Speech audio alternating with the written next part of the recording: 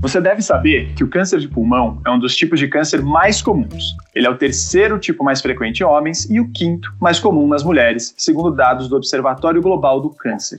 Outra coisa que bastante gente sabe é que ele é o tipo de câncer que mais causa mortes no mundo. São quase 30 mil por ano só no Brasil, de acordo com o Instituto Nacional de Câncer. Só que tem um fato menos conhecido e cada vez mais importante. É o de que o termo câncer de pulmão, na verdade, reúne um grupo grande de doenças. Cada uma tem suas características genéticas. Em alguns casos, o câncer de pulmão sequer é provocado pelo cigarro. Nesse episódio do podcast Detetives da Saúde, que tem o patrocínio da AstraZeneca, a gente pretende mostrar para você como a evolução no conhecimento do câncer de pulmão está revolucionando a prevenção, o diagnóstico e o tratamento da doença. E também quais os desafios atuais na jornada do paciente, que está ficando cada vez mais complexa também. Bom, meu nome é Theo Ruprecht e eu sou editor da Veja Saúde, da Editora Abril.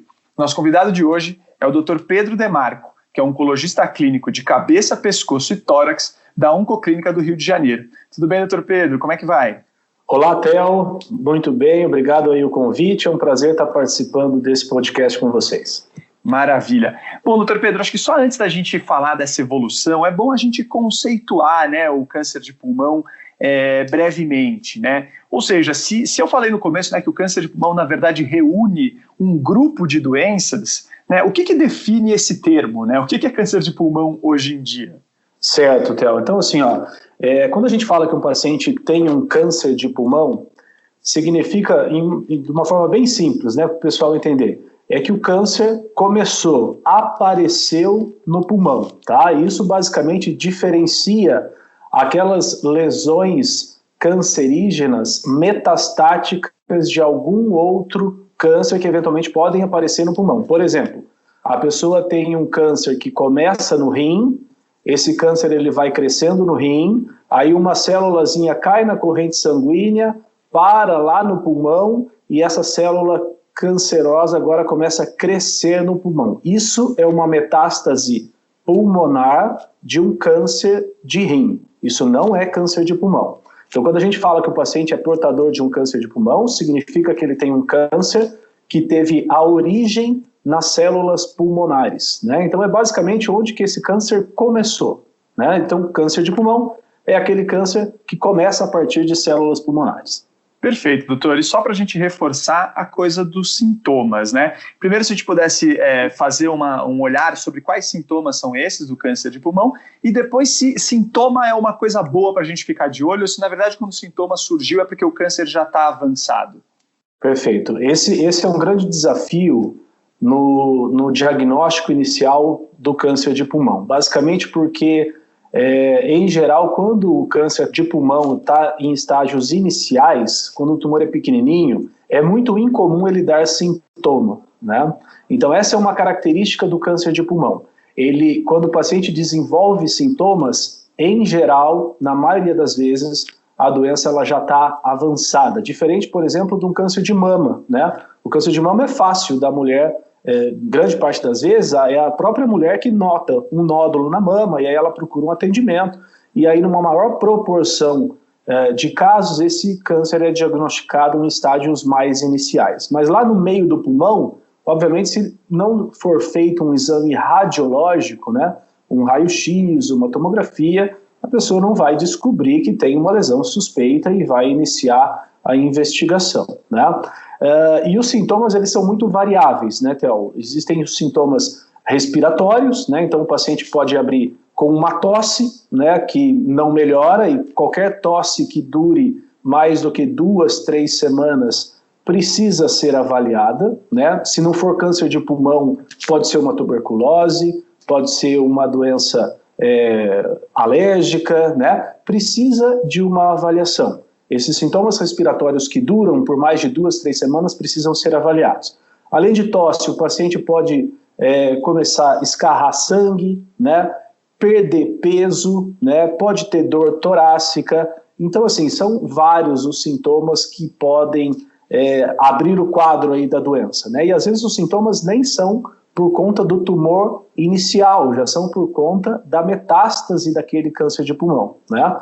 Eventualmente, o câncer, por exemplo, de pulmão, dá metástase para o cérebro, E o primeiro sinal, o primeiro sintoma da doença é uma convulsão, né? Então, assim, a apresentação clínica ela é bastante variada e, infelizmente, no câncer de pulmão, quando esses sintomas aparecem, em geral, a doença ela já está avançada. Legal, perfeito. E você inclusive mencionou nessa coisa dos sintomas respiratórios, né? E a gente está atravessando uma pandemia de coronavírus que acho que muita gente deve, inclusive, se pensar, falar, ok, então como é que eu diferencio um possível começo de sintoma de coronavírus de um câncer de pulmão? Eu sei que a pergunta é distante, mas acho que vale a pena a gente tocar nesse ponto, doutor Pedro. Perfeito. Não, a pergunta é muito pertinente. Inclusive, eu tenho pacientes que foram agora, ao longo da pandemia, diagnosticados com câncer de pulmão, e, na verdade, tudo começou porque ele achava que estava com Covid, né? Procurou atendimento, e aí, num desses atendimentos, hoje o limiar para se fazer uma tomografia de tórax, né, é muito mais baixo, né? Então, o pessoal está fazendo mais tomografia nas emergências por conta da Covid, e às vezes a gente está se deparando aí com casos de câncer de pulmão, né? Agora, assim, a apresentação ela é diferente, né? Embora os dois possam dar sintomas respiratórios, em geral a tosse, no caso do Covid, né, a coisa é mais aguda, né? Faz 2, 3 dias que começou, o paciente tem febre, em geral ele tem sintomas de via aérea superior, então ele tem obstrução nasal, ele perde o olfato, perde o sabor da comida, né? E a coisa tem um tempo de duração mais agudo, né? Acabou de começou faz 2, 3, 4 dias. Então, essa questão da duração dos sintomas é importante, né?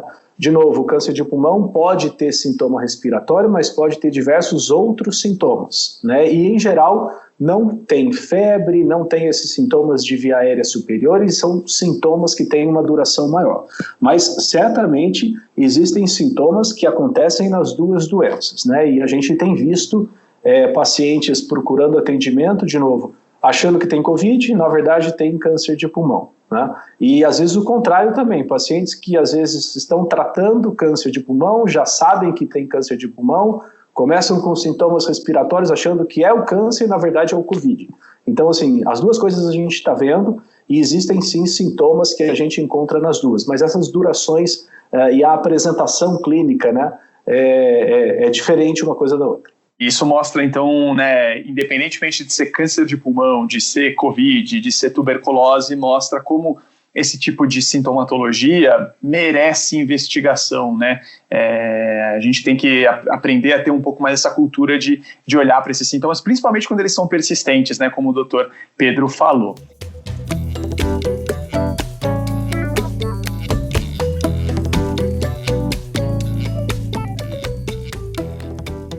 Bom, gente, teve uma época distante, é verdade, em que o câncer de pulmão era visto como uma massa que tomava conta do órgão da respiração e que eventualmente matava o paciente. Era mais ou menos isso, infelizmente, né? Com o tempo, começaram a pintar características básicas das células dos cânceres, né? Surgiram, por exemplo, o que hoje se fala de câncer de pulmão de não pequenas células e o câncer de pulmão de pequenas células. Essa distinção parece meio maluca, mas ela é útil até hoje, aliás. Só que com os estudos da genética veio uma enorme revolução. E, doutor Pedro, queria ver com você mesmo isso. Como é que, quando os médicos começaram a entender que o câncer de pulmão era mais do que uma coisa só, né? Ele era um conjunto de doenças, como é que surgiu isso? Perfeito, Theo. Então é o seguinte, há muito tempo o câncer de pulmão, e você muito bem falou, é dividido em 2 grandes grupos, a partir da histologia, né? Então, basicamente, é aquela olhada do patologista no microscópio, né? E há muito tempo a gente distingue 2 tipos de câncer de pulmão. O câncer de pulmão de pequenas células, que é o câncer de pulmão mais agressivo que existe, certo?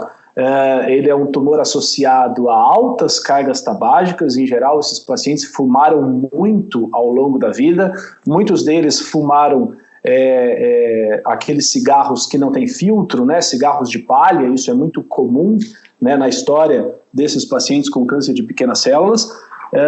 E, no entanto, felizmente, a proporção desse tipo de câncer de pulmão ele vem diminuindo ao longo dos anos, basicamente porque os pacientes, né, a população tem fumado menos, principalmente a população brasileira, e principalmente tem abandonado esses cigarros aí sem filtro, né? E o outro grande grupo, que é na verdade a maioria dos casos, 85% dos casos de câncer de pulmão, são o câncer de pulmão de células não pequenas. E aí ainda existe uma distinção em 3 grupos: o adenocarcinoma, o carcinoma escamoso e o carcinoma de grandes células. Isso basicamente é feito pelo patologista ao microscópio, né? E com essa separação, a gente fez durante muito tempo esquemas distintos de quimioterapia, e era tudo que a gente tinha para tratar essa doença num contexto de doença avançada, né? Falando de doença metastática, que é a maioria dos casos, né? Então, basicamente, a gente usava essa separação para fazer esquemas distintos aí de quimioterapia e tratar esses pacientes. No entanto, a partir de 2009, e veja, faz apenas 10 anos, 10, 11 anos, a gente começou a entender que câncer de pulmão, né, é muito mais complexo do que essa simples distinção em 2 grupos de doença. E isso começou a acontecer a partir do momento que algumas alterações genéticas foram sendo identificadas no câncer de pulmão, principalmente o câncer de pulmão de células não pequenas, e algumas drogas, alguns medicamentos específicos foram sendo desenvolvidos para tratar esses tumores que apresentam essas alterações genéticas, né? Então, hoje, por exemplo, no Brasil, nós temos 5 genes, né, que a gente testa todos os nossos pacientes com câncer de pulmão de células não pequenas. A gente testa esses 5 genes, e quando a gente encontra mutações nesses genes, algumas mutações específicas, né, a gente tem drogas específicas para tratar a doença, e essas medicações são muito melhores do que simplesmente fazer quimioterapia, que é o que a gente fazia até 2009. Né? Então, assim, tudo começou com um gene chamado EGFR, em 2009, e hoje, pelo menos no Brasil, nós já temos drogas para tumores com alteração no gene EGFR, no gene ALK, no gene ROS1, no gene BRAF e no gene NTRK. Né? Então, são basicamente os 5 genes que hoje todo paciente com câncer de pulmão de células não pequenas, né, basicamente os adenocarcinomas, que é onde a gente principalmente encontra essas alterações, precisam ser testados. A gente precisa testar esses pacientes para essas mutações, porque quando elas estão presentes, a gente tem tratamentos melhores do que quimioterapia para oferecer para esses pacientes. Legal, doutor Pedro. E aí, assim, só para, né, fazer uma coisa bem simplista aqui, né? Você sabe que assim, essa coisa do câncer, quando a gente olha no microscópio para separar entre aqueles 2 grandes grupos, né, os de células pequenas, os de células não pequenas, é como se a gente estivesse olhando, entre aspas, com o microscópio na carinha do câncer, né, um pouco como o rosto dele ali, é meio o formato, né, um pouco disso, de maneira bem simplista. Agora, quando a gente entra na genética do câncer, isso já não é mais possível, né, doutor? Para você entender isso, você tem que ser mais moderno, mais sofisticado. Eu queria só entender brevemente como é que você entende, né, essas mutações, né? Que exames são esses que são feitos? Bom, Theo, acho que você falou muito bem, né? Para distinguir aqueles 2 grandes grupos, é basicamente o patologista olhar o microscópio. Às vezes ele precisa de tipo um corantezinho ali para colocar naquela lâmina para fazer essa distinção, e a maioria das vezes essa distinção é feita. Agora, quando a gente está falando de alteração genética, não é ao microscópio que a gente enxerga isso, né? Existem profissionais hoje especializados para fazer esse tipo de avaliação. Então, o primeiro passo é você ter uma amostra do tumor, e a partir daquela amostra se faz o que a gente chama de extração do DNA. Então, a molécula de DNA daquele tumor, ela é isolada, na verdade não é uma única molécula, é um pool de moléculas, o máximo de DNA que se consegue extrair daquela amostra tumoral, e a partir daquele DNA é feito o sequenciamento do DNA, que é basicamente eles olharem se existem ou não mutações naqueles genes específicos que estão sendo olhados, né? E isso é feito hoje rotineiramente. Existem diferentes plataformas, né? assim, em termos bem gerais, aparelhos específicos que fazem tudo isso. Existe uma parte importante de bioinformática, né, que é para interpretar esse sequenciamento, mas que em última análise está simplesmente olhando se dentro daqueles genes específicos existem mutações. E a partir do momento que a gente encontra essas mutações, a gente tem aí a disponibilidade de usar drogas, né, melhores do que quimioterapia para tratar essa doença. Legal, perfeito, doutor. E aí acho que é só importante reforçar, né, que aqui a gente está falando, gente, da genética do câncer, né? É a avaliação da genética do câncer, não é a genética do próprio paciente. E eu queria até ver com você, doutor Pedro, se hoje em dia o médico ele também olha mais para características clínicas do paciente ou mesmo características genéticas dele. Isso também acontece com mais frequência hoje em dia no câncer de pulmão? Certo, Theo. Então, assim, ó, todas essas mutações que a gente comentou, em geral, elas acontecem mais frequentemente num perfil clínico específico, que é aquele paciente que nunca fumou ou fumou muito pouco ao longo da vida, né? Diferente do que muita gente pensa, câncer de pulmão também acontece em pessoas que não fumaram ou fumaram muito pouco ao longo da vida. Claro que é uma minoria, são cerca aí de 10 a 15% apenas dos pacientes com câncer de pulmão, mas esses casos existem e é justamente nessa população onde a gente encontra uma maior frequência de mutações nesses genes, né? Então, quando a gente se depara com um paciente que nunca fumou, é ainda mais importante que esses genes sejam testados para que a gente tenha informação em relação à presença ou não dessas mutações nas células tumorais. Lembra que eu falei que são alterações que são buscadas no DNA do tumor, não é no DNA de células normais daquele indivíduo.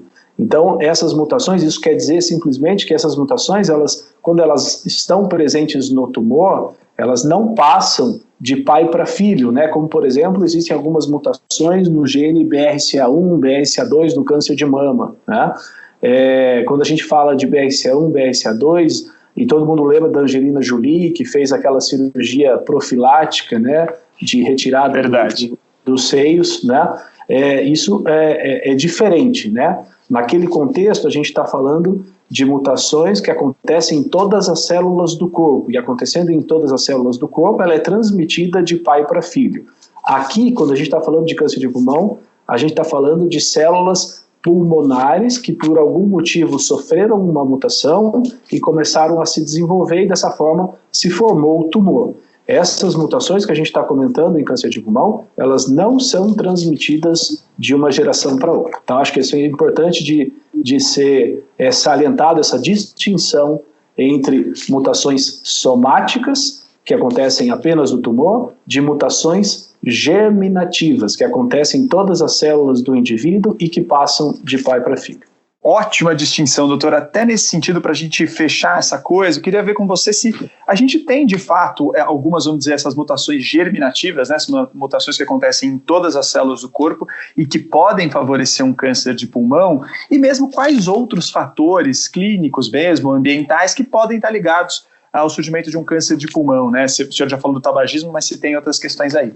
Bom, Theo, quando a gente fala dessas mutações germinativas, em geral a gente consegue identificar algumas síndromes genéticas, né? E para cada síndrome genética a gente tem alguns tumores que podem ser identificados, né? Por exemplo, existem síndromes em que a família daquele indivíduo tem uma predisposição a ter câncer de mama e ovário, né? Tem famílias com predisposição a desenvolver câncer de cólon, né? Que é o principal tumor.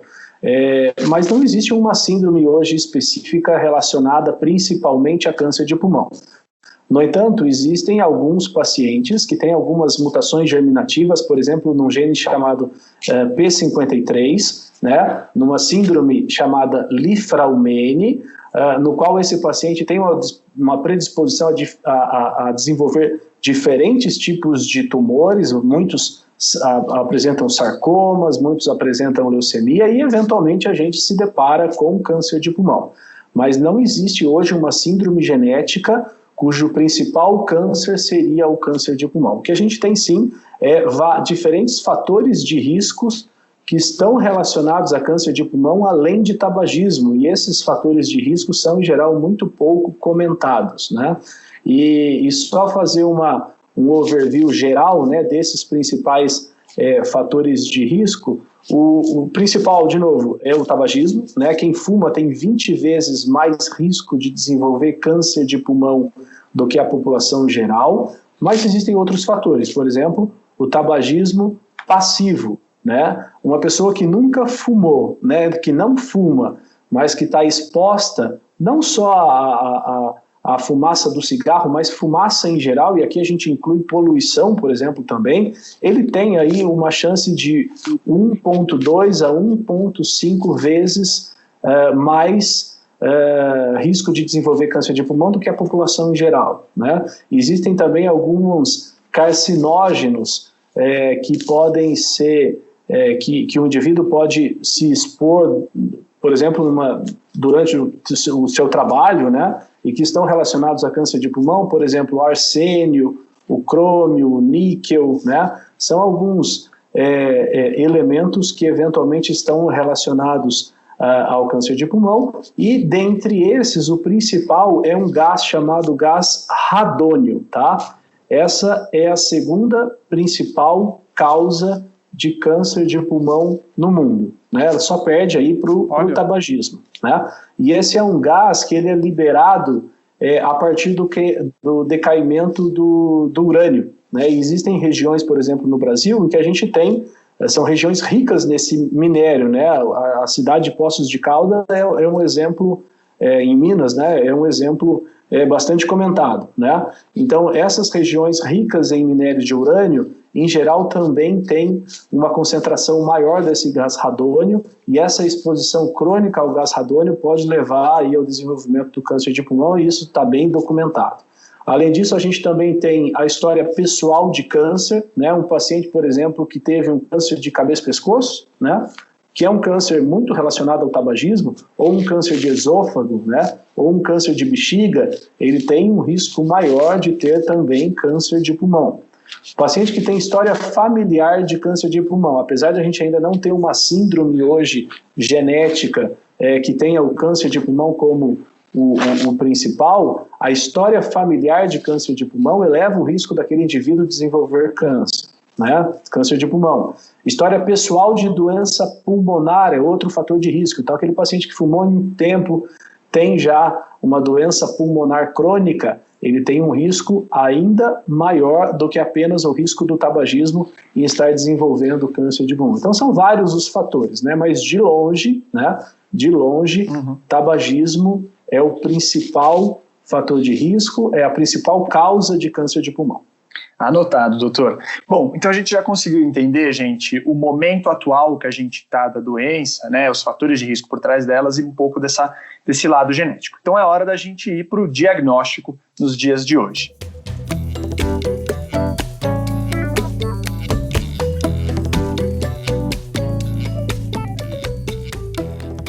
Bom, doutor Pedro, falando aqui, né, dos exames que a gente tem hoje, né, do diagnóstico, e agora eu queria entender, para começo de conversa, essa coisa do rastreamento do câncer de pulmão, né?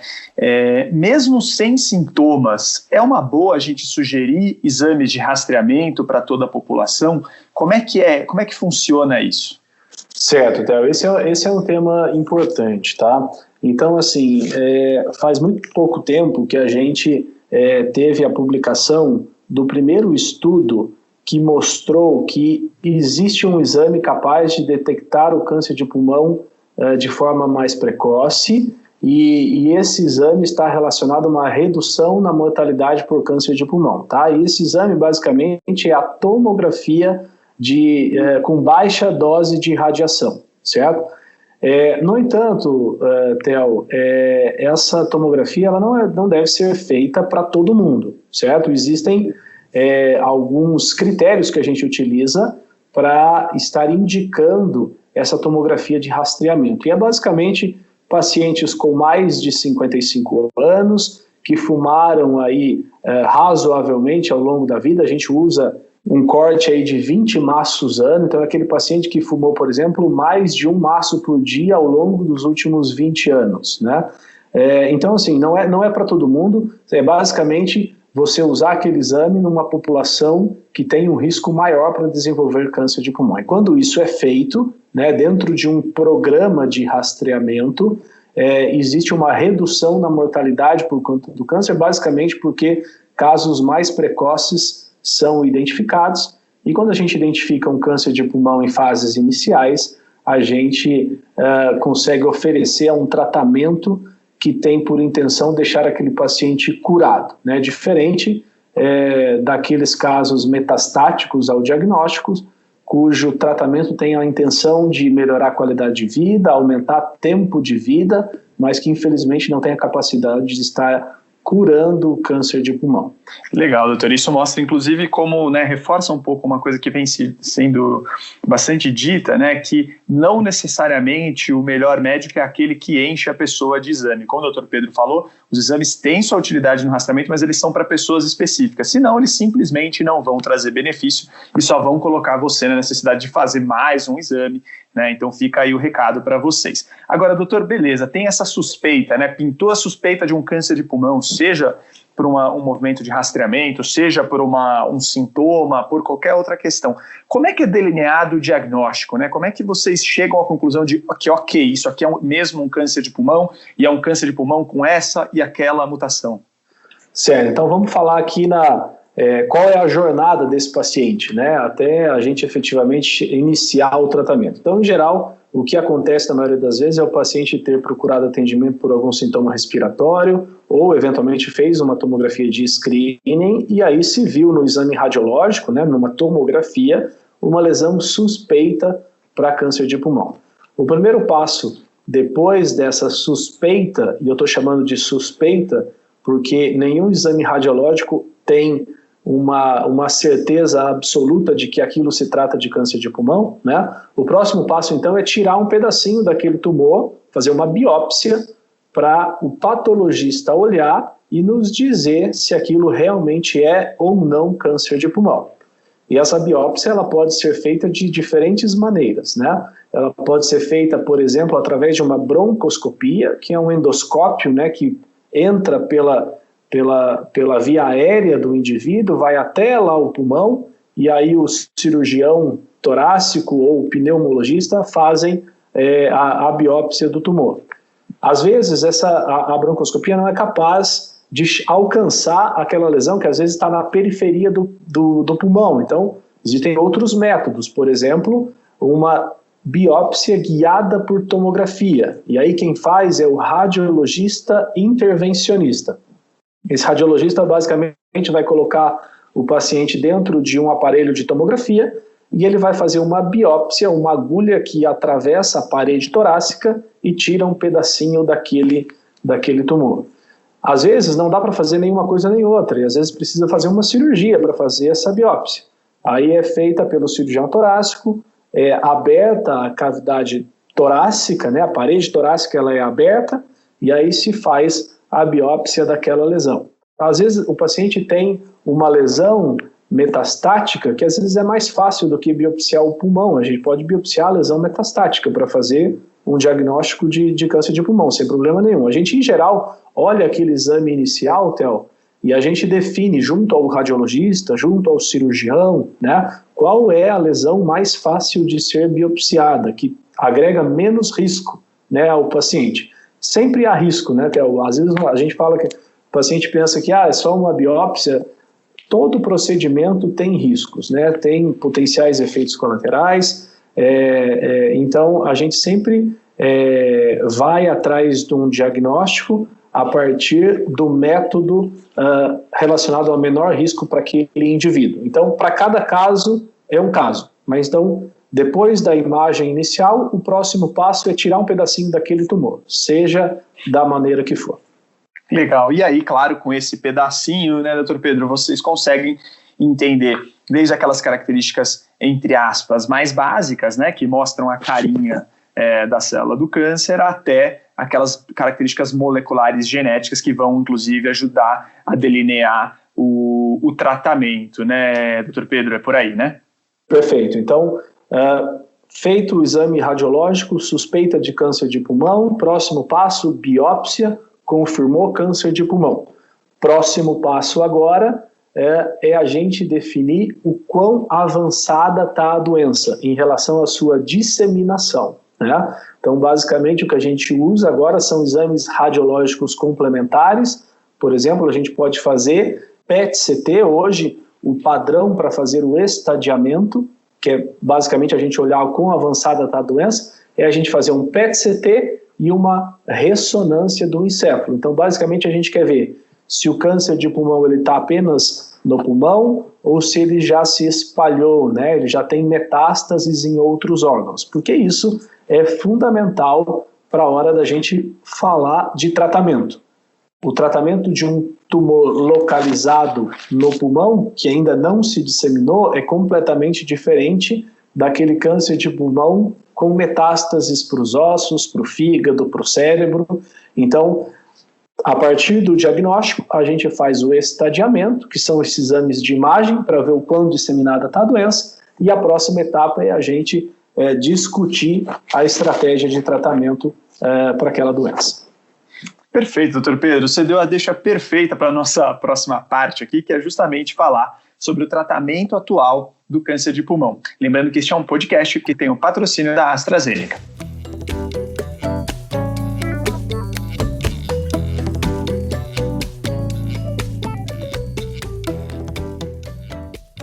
Bom, doutor Pedro, você mesmo estava falando antes, né, dessas características, né, do estadiamento, de quanto o câncer de pulmão se disseminou, né, e como isso afeta o tratamento. Então, acho que vale a pena, né, antes da gente falar das próprias características genéticas e moleculares em mais detalhe, da gente falar desse espalhamento do câncer e como isso interfere no tratamento. Certo. Então, para isso a gente tem que entender como é que a doença se espalha, né, Theo?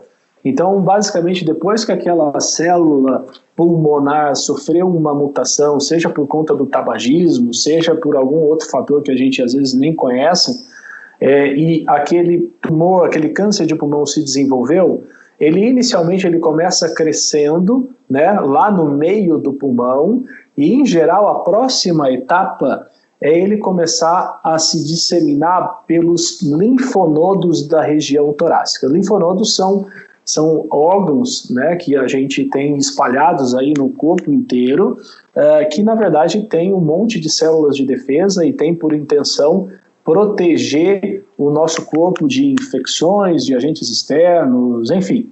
E em geral o câncer de pulmão começa a se espalhar por esses linfonodos. Então os primeiros linfonodos a serem acometidos são os linfonodos no hilo pulmonar, que é na entrada ali do pulmão, e depois disso ele vai acometendo os linfonodos da região mediastinal, que é essa região atrás desse osso duro do peito, né, entre os dois pulmões, junto à traqueia.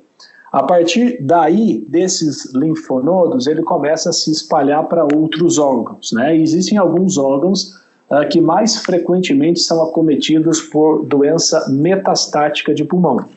Entre eles, o pulmão do outro lado, né?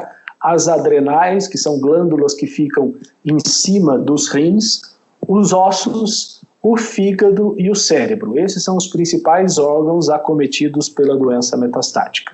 E aí, a partir daqueles exames que a gente comentou de estadiamento, a gente consegue enxergar quais dessas estruturas estão acometidas pela doença. Então vamos lá, começando pela doença mais inicial. A gente fez o PET-CT, a gente fez a ressonância e a gente definiu que a doença ela está apenas localizada no pulmão. Esse paciente, se ele tiver condições, né, o primeiro tratamento que ele vai receber é uma cirurgia, tá? Então, nesses casos iniciais, a cirurgia é o primeiro tratamento a ser feito. E depois que ele faz a cirurgia, dependendo do que a gente encontra, né, no resultado da patologia, o patologista vai olhar, vai medir aquele tumor, vai dizer se as ínguas que foram retiradas estão ou não acometidas pela doença.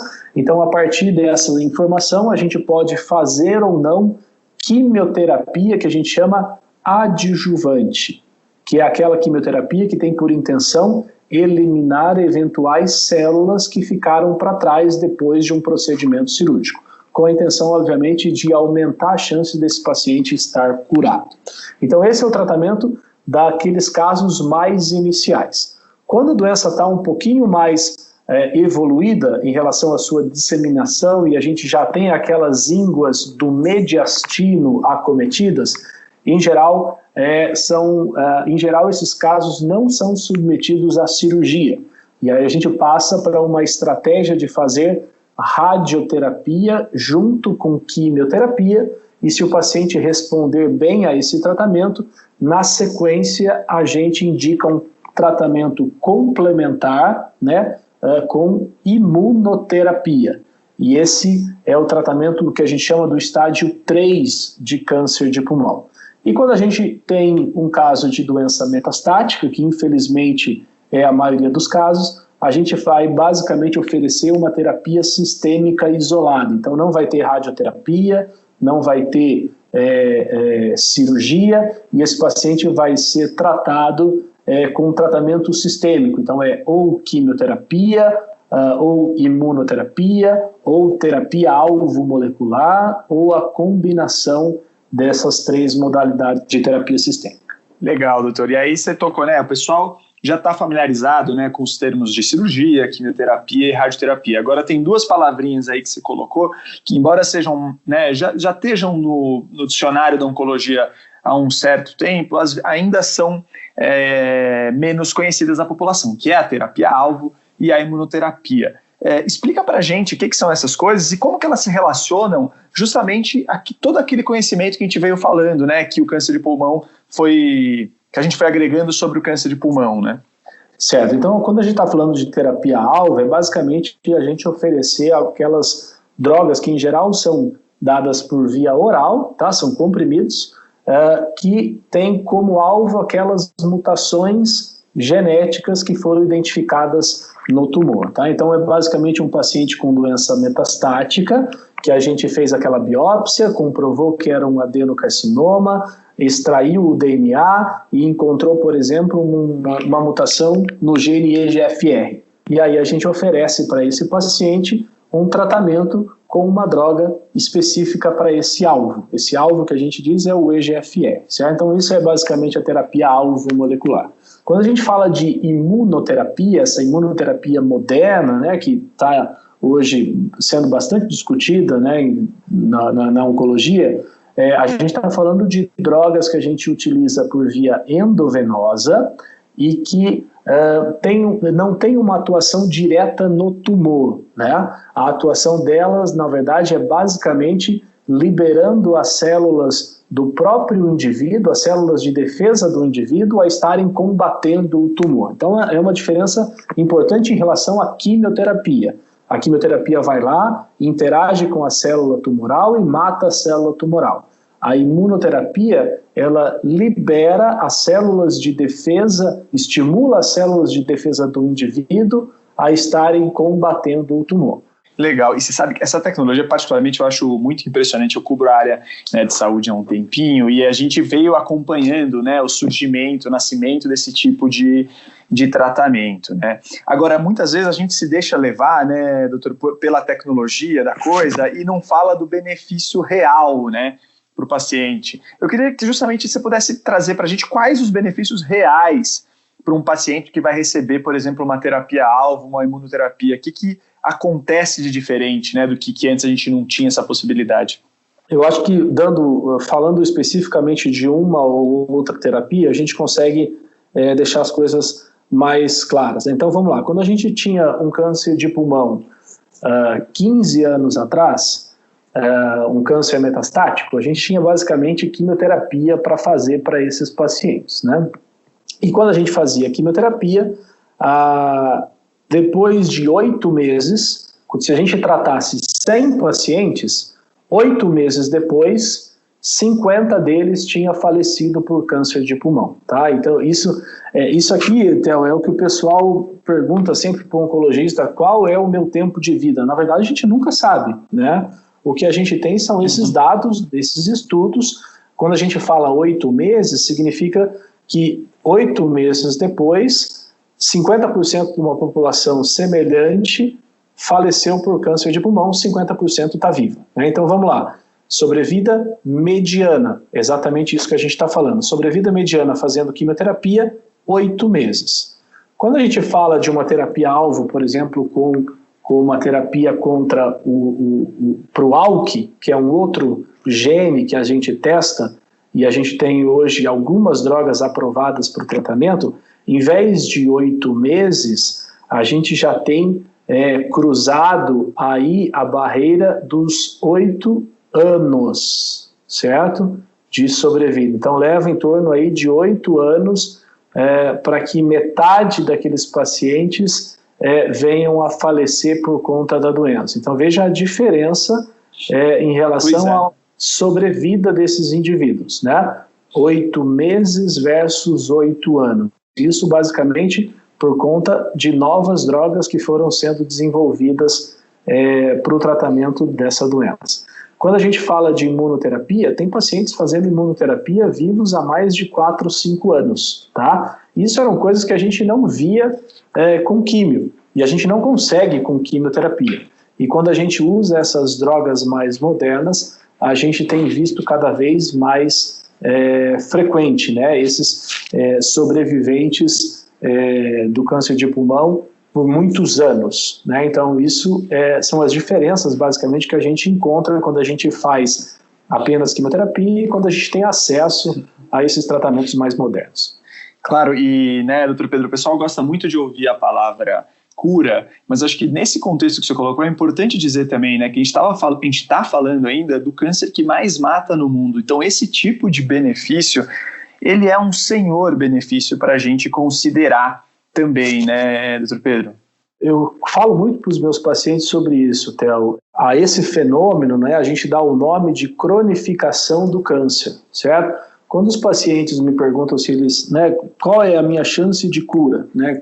Quando a gente está falando de câncer de pulmão metastático, se a gente usar o conceito de cura como sendo você usar uma medicação, aquele câncer desaparecer e nunca mais voltar, a chance disso acontecer é zero, tá? É zero, com o que a gente tem de conhecimento hoje. No entanto, o que a gente tem são boas medicações, bons tratamentos para controlar a doença. A gente não tem cura até hoje para pressão alta, por exemplo. A gente não tem cura para o diabetes, né? O que esses pacientes fazem são basicamente usar medicações e fazer tratamento o resto da vida. E com esses tratamentos, a doença ela é controlada e as complicações daquela doença são evitadas. É exatamente isso que a gente está fazendo no câncer de pulmão, Theo. Não só câncer de pulmão, mas câncer, os tumores sólidos metastáticos em geral, né? A gente tem prolongado o tempo de vida desses pacientes porque a gente tem controlado melhor a doença. Então, esses pacientes que em 8 meses estavam muito mal, hoje, 8 meses depois, eles estão muito bem, inclusive muitos trabalhando, tendo uma vida muito próxima do normal, com a doença controlada através de um tratamento contínuo. E a partir do momento que aquele tratamento falha, a gente troca o tratamento e consegue um novo controle, e assim por diante. E assim a gente vai estendendo o tempo de vida desses pacientes. E existem indivíduos que vivem por muitos anos com aquele câncer de pulmão e eventualmente vêm a falecer por algum outro motivo, né? E de certa forma, a gente pode até dizer que esse paciente foi curado, né? Ele viveu durante muitos anos, não teve complicações por conta daquele câncer, ele tolerava bem aquele tratamento. Acho que é o que a gente quer, né? Garantir qualidade de vida e o maior tempo de vida possível. Perfeito, doutor. Agora, só para a gente entender, então, agora com esse cenário todo, né? A gente falou do conhecimento, falou do diagnóstico, falou de sintoma também e falou do tratamento. De certa maneira, né, esse avanço da tecnologia, ele agrega complexidade, né, no atendimento desse paciente. Então, eu queria, doutor Pedro, se você pudesse contar um pouco para a gente dos desafios atuais dessa jornada, né, do paciente brasileiro. O que mais está pegando em todas essas etapas aí? Perfeito. Eu acho que o primeiro desafio, Theo, é a gente aumentar a nossa proporção de pacientes diagnosticados em estadios mais precoces, tá? Por exemplo, eu trabalhei durante muitos anos no Hospital de Amor, em Barretos, onde a gente atendia basicamente pacientes do Sistema Público de Saúde, né? A nossa proporção lá de doença metastática era de 73%, tá? 73% dos casos já eram metastáticos ao diagnóstico, tá? Nossa. E isso não acontece só porque a doença ela é silenciosa em estádios iniciais, né? Ela também acontece por demora no diagnóstico. Então, não era incomum a gente se deparar com casos de pacientes que estavam aí quicando, né, pingando em diferentes serviços de emergência por conta de sintomas respiratórios, e levou-se muito tempo até que ele conseguisse fazer uma tomografia e muito mais tempo para que ele conseguisse fazer uma biópsia, ter um diagnóstico do câncer de pulmão, e aí com isso a doença ela se desenvolvia e a maior parte dos pacientes chegava já num contexto de doença metastática, onde, de novo, a cura ela a gente não consegue curar, né? A gente consegue controlar. Então, a primeira dificuldade é contornar essa questão de a gente aumentar ou tentar aumentar o diagnóstico mais precoce da doença. Então, é garantir acesso, né?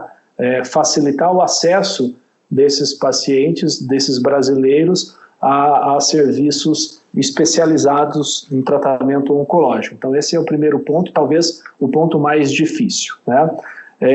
Programas de screening certamente ajudariam, né?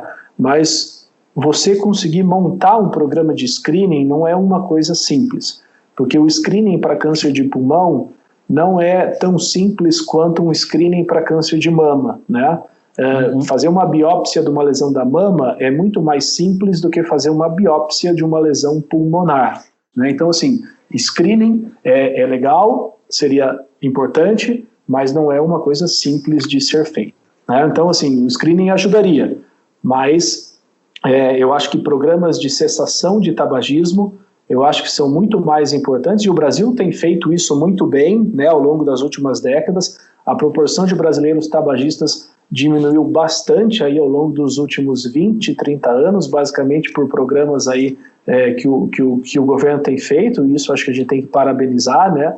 O Brasil tem uma população com os menores índices de tabagismos no mundo, tá? A gente fuma muito menos do que a maioria dos outros países no mundo, e isso certamente é importante, tá? Um outro ponto que é um desafio no tratamento desses pacientes, além do acesso aos serviços especializados, é o acesso às drogas, né, Theo? Porque, por exemplo, a gente falou aqui durante boa parte da nossa conversa sobre esses tratamentos mais modernos, né, de terapia-alvo molecular, de imunoterapia, e que isso revolucionou o tratamento do câncer de pulmão a partir aí de 2009. Agora, quando a gente olha para a nossa população brasileira, a imensa maioria dos brasileiros só tem acesso ao sistema público. E no sistema público, infelizmente, a gente não tem a disponibilidade a esses avanços, né, que a gente acompanhou ao longo dos últimos anos. Então, no sistema público, para doença metastática, a gente basicamente segue fazendo apenas quimioterapia, né, que é um tratamento já, para grande parte dos casos, ultrapassado, e certamente tem o seu papel. Acho que a quimioterapia ainda vai existir e persistir por muito tempo, mas existem coisas melhores a serem feitas, e infelizmente a gente não tem acesso para os nossos pacientes no sistema público do país. Legal, doutor, e acho que isso também reforça a necessidade da gente saber selecionar bem os pacientes, né? Porque selecionando bem esses pacientes para receber essas drogas mais modernas, é possível né, custear isso mesmo no sistema público de saúde, né? Acho que tem também esse aposto para fazer. Mas, doutor Pedro, eu queria agradecer demais pela sua presença aqui hoje no nosso podcast, por clarear esse assunto tão complexo, explicar ele de uma maneira tão didática para a gente. Maravilha, Theo. Foi um prazer participar, muito obrigado. E eu sigo aí à disposição de vocês para o que for necessário, tá? Muito obrigado aí, a atenção de todo mundo. Perfeito, doutor Pedro. Sabe que esse tipo de promessa que o senhor faz é promessa que não se faz para o jornalista, que o jornalista abusa quando deixam ficar ligando para médico para discutir isso. À disposição, Theo. Fica à vontade. Tá? Legal. Bom, gente, então é isso. Né, esse podcast teve o patrocínio da AstraZeneca, né, como convidado o Dr. Pedro Demarchi, na produção e na pesquisa eu, Theo Ruprecht, na mesa de som e na edição o Rafael Bertazzi, e você, claro, nosso protagonista, pode ficar à vontade para mandar comentários, críticas, sugestões nas nossas redes sociais da Veja Saúde. A gente está no Facebook, no Twitter, no Instagram, é o que você preferir mesmo. E tem o e-mail também para quem quiser, que é o saude.abril@ateleitor.com.br. Então é isso, gente. Um abraço e até a próxima. Tchau, tchau.